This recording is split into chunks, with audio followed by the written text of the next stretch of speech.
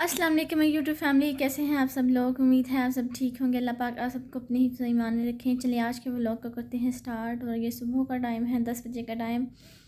और मेरा उठ गई है और मैं उसको अब वॉकर में बिठा के बाकी सारे घर की क्लीनिंग कर लूँगी। ये वॉकर में थोड़ी देर के लिए खुश रहती है, तो ये वॉकर में बैठी है। अब ये खेल रही है, इसका फेस वॉश मैंने कर दिया था। और ये जी हमारे घर के बाहर का व्यू है, देखिए कितना प्यारा है। 10 बज के 10 बजे का है ये। बाहर सामने ही मस्जिद है। और जी हम जल्दी से अब घर साफ़ कर लेते हैं। और ये मिठा का फीडर बड़ा हुआ है, ये सुबह पीती है रात को, रात वाली तो सुबह सुबह उठ के मैं वॉश कर लेती हूँ। तो रूम जल्दी से क्लीन कर लेते हैं। इसी के साथ अगर आप चैनल पर नए हैं तो लाइक और सब्सक्राइब ज़रूर कीजिएगा।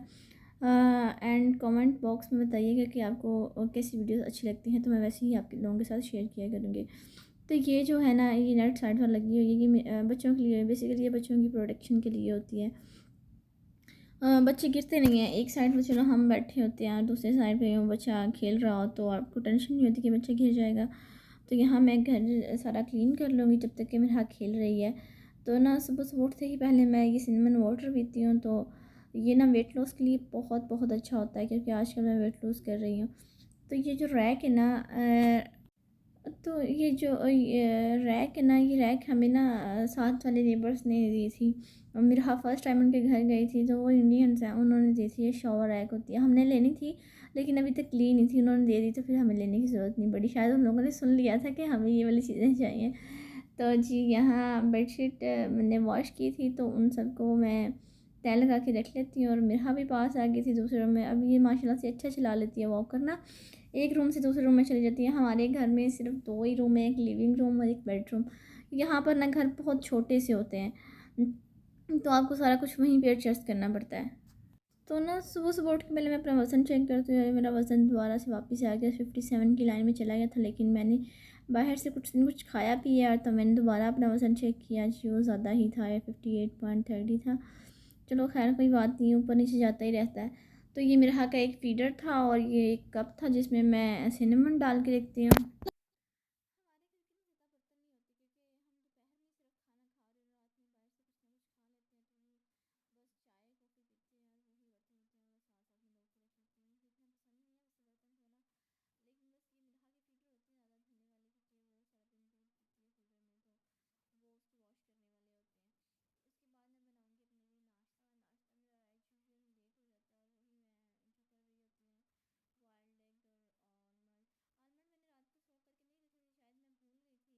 तो आलमंड ना मैं सिर्फ 7 ही लेती हूँ। तो यहाँ मैं काउंट करती हूँ 7 आलमंड, और मैं इनको ना कप में पानी डाल के ना ओवन में गर्म कर लूँगी।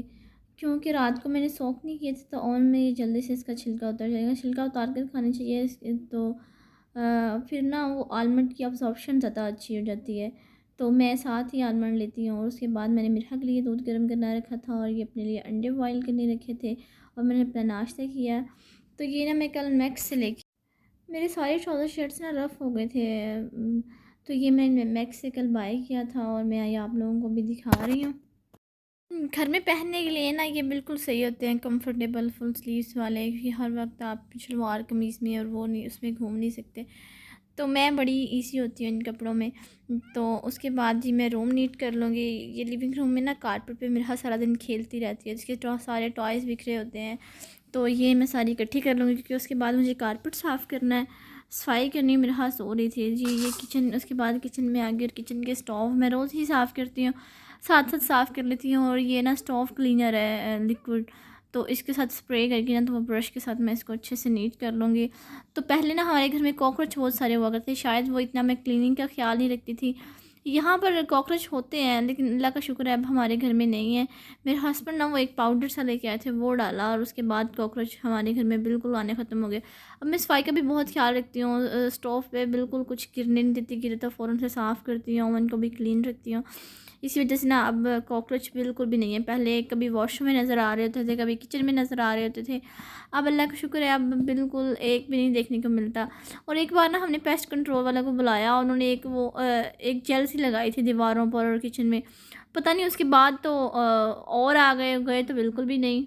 उसके बाद ये मिराह उठ गई थी, और साथ में वो कार्टून देख रही होती है, और साथ साथ ना अपने डॉगी के साथ खेल रही थी, उसको ज़ोर ज़ोर से मार रही थी।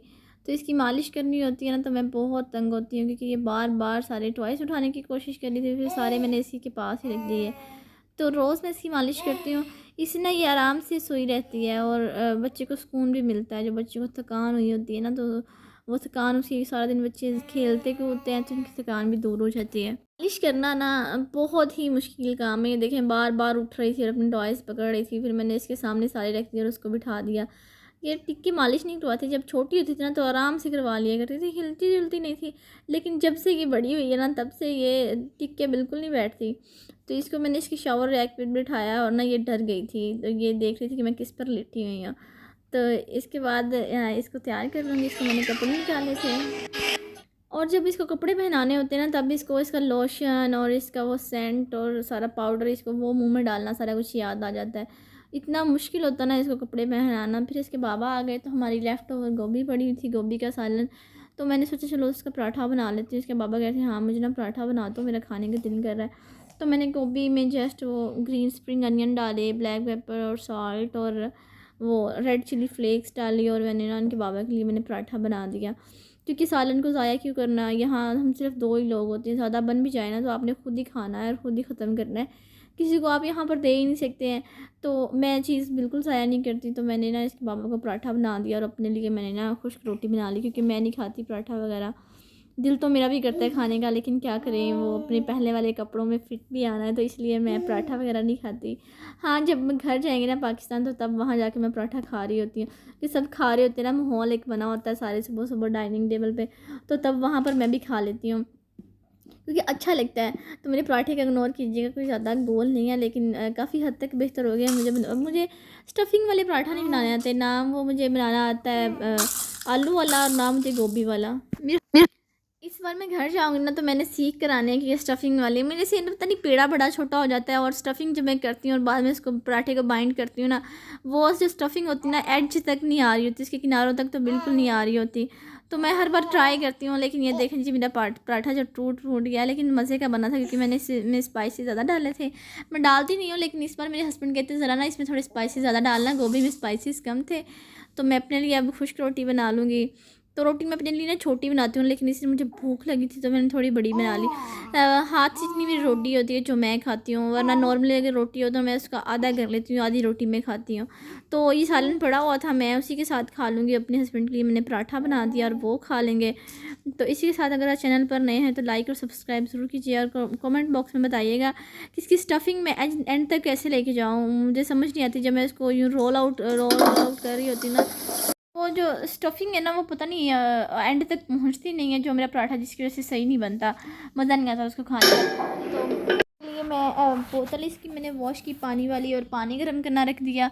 हम जा रहे थे पार्क में, हम रोज़ ही जाते हैं, पहले तो रोज़ जाया करते थे, गर्मी आ गई फिर हमने जाना छोड़ दिया। देखिए इस टाइम ना बच्चे आए होते हैं खेलने के लिए, अभी तो वो खेल रहे होते हैं, यहाँ फाउंटेन चल रहा होता है। तो यहाँ जी शाम का व्यू था। इसके बाबा नमाज़ पढ़ने चले गए, और हम वहाँ पे आके बैठ के, और मिरहा सो गई थी।